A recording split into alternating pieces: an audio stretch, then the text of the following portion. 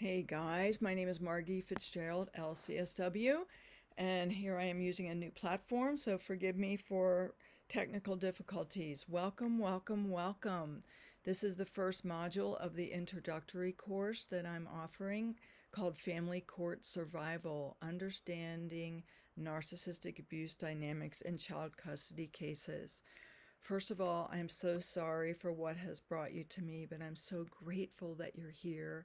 And I hope that you jump on into the school group, the Parenting Through Family Court school group, because together we can lift each other up through a really challenging time.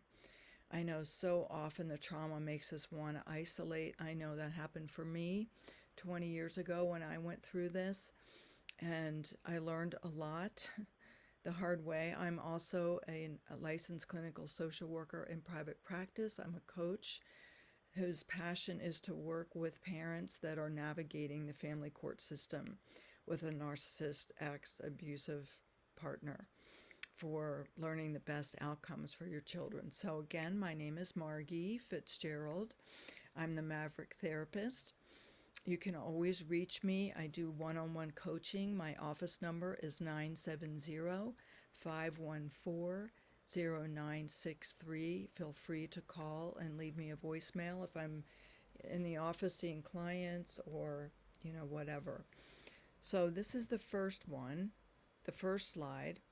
And an important disclaimer is that this is an educational resource only. It's not legal advice, not psychological diagnosis, and this is a child-focused framework. So family court survival. What I expected.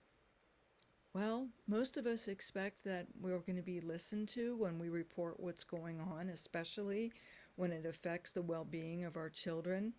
But what is actually happening? Are we being listened to?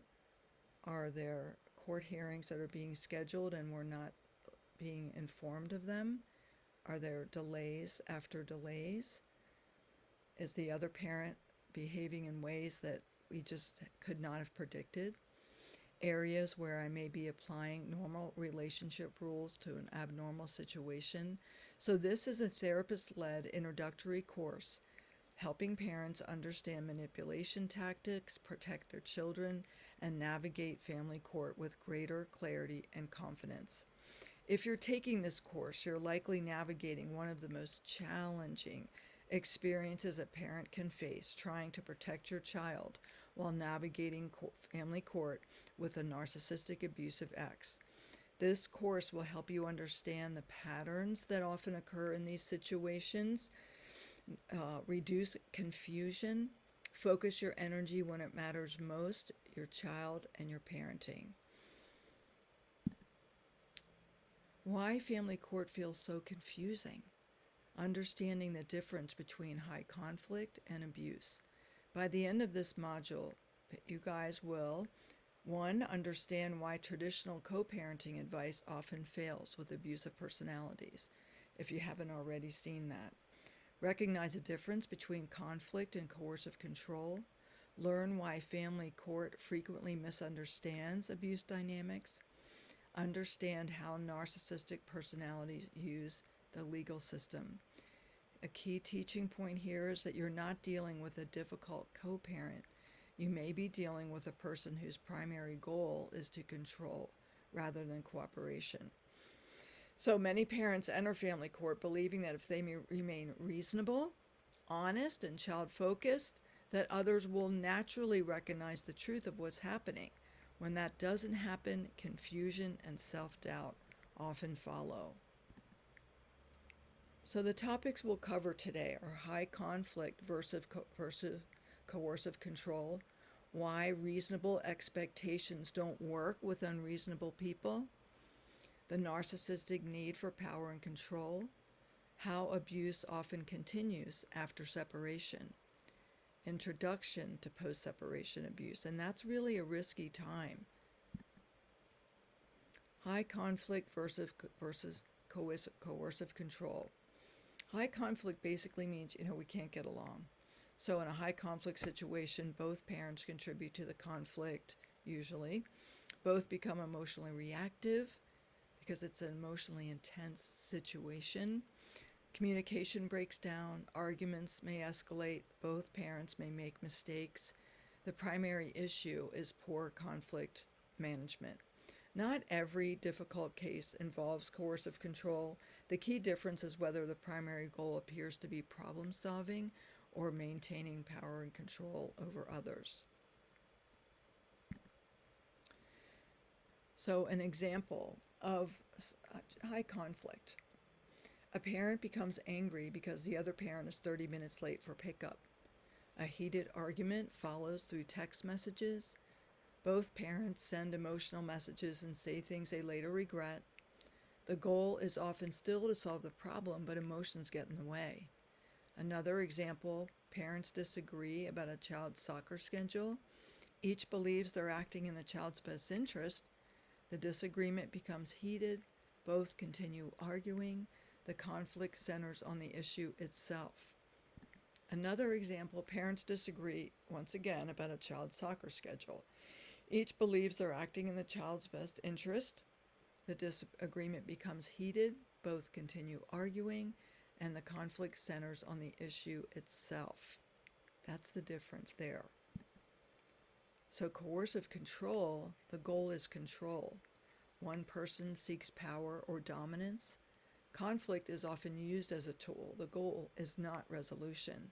The goal is maintaining control, influence, or advantage. The behavior follows a pattern over time. An example,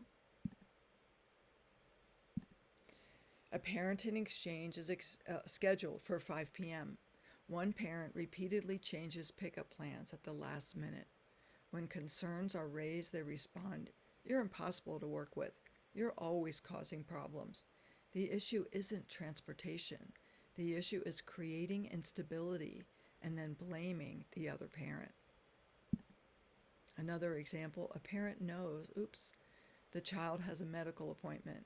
Instead of communicating directly with the other parent, they withhold information. Later, they accuse the other parent of being uninvolved. The objective is not cooperation. The objective is controlling information and creating a negative narrative. An example of a high conflict situation, and now this is high conflict. Can we both attend the school play? I'm still upset about last week. I don't know. Both argue, both become defensive. The child witnesses tension. Unhealthy, yes. Coercive, not necessarily. A coercive control example is at the same school event, parent A says, "Can we both attend the school play?" Parent B, "The school only gave me one ticket." Later, parent A discovers multiple tickets were available. The information was intentionally withheld. The child is told, "Your other parent didn't want to come." The issue is no longer the school play. The issue is controlling access and shaping the child's perception. A helpful question is, instead of asking, "Is this high conflict or coercive control?" ask, "What appears to be the purpose of the behavior?" In high conflict, the behavior is often driven by anger, hurt feelings, poor communication, emotional reactivity, whereas in coercive control, the behavior is often driven by power, influence, domination, punishment, and controlling the narrative. So what the courts often miss, one reason coercive control can be difficult to identify is that individual incidents may appear minor. And this is where I come into play as a one-on-one coach, helping you, empowering you, enabling you in the transformation process to have the authority and preparedness as you go into family court to achieve the best outcomes. And I have documents in the classroom, in the school community that you can click on. There's some free resources there that will be very helpful for you. The one that's called Family Court Reality Toolkit goes hand in hand with this training in the first module and the second one. Different checklists for documenting manipulative tactics. That way, first of all, it is very helpful to have it in black and white on paper. Second of all, it helps you to organize your thoughts, and then you can display the pattern to your advocate, your attorney. So, back to the slide. What courts often miss. One reason coercive control can be difficult to identify is that the individual incidents may appear minor. A late exchange, a missed phone call, a scheduling change, a misleading email. Viewed separately, each event may seem insignificant, but viewed together, they may reveal a pattern of control, isolation, undermining, manipulation, interference with the parent-child relationship. In summary, in a high conflict situation, we have a conflict problem. The focus is on the external issue at hand. Mutual escalation, feelings get intensified, anger, emotional reactivity, poor communication. Both parents normally contribute to it. In coercive control, however, we have a power and control problem. Herein is the essence of a narcissist abuser. They show a pattern of domination, strategic manipulation, narrative management. One person's behavior drives the dynamic. The key difference is high conflict seeks resolution but struggles to achieve it. Coercive control often seeks control rather than resolution. That distinction is often the light bulb moment for parents who have spent years wondering why traditional co-parent strategies never seem to work. So, in summary, this is just the first introductory course, first module. I am here to do one-on-one with any of you that are looking for extra support. I mean, these are really difficult cases with these narcissists, and they will do whatever they can to usurp the control of a child who they view more as a possession rather than a precious human being, their own child. So one of the biggest mindset shifts is accepting that you may not be able to change the other parent's behavior, and likely you won't. Your power is in understanding the pattern and responding strategically. And I also have in there, in the classroom, and I will add more checklists to help you learn how to document strategically. And again, that will empower you in your custody process to present yourself in a prepared way, in an authoritative way, and will give you more confidence. And I'll also post some good breathing exercises to help you be very grounded as you're navigating the situation. So stay in touch, get into that school group, a really good, sacred, safe space for parents. All right, my name is Margaret Fitzgerald. Glad you're here. Hugs, and I'll talk to you soon.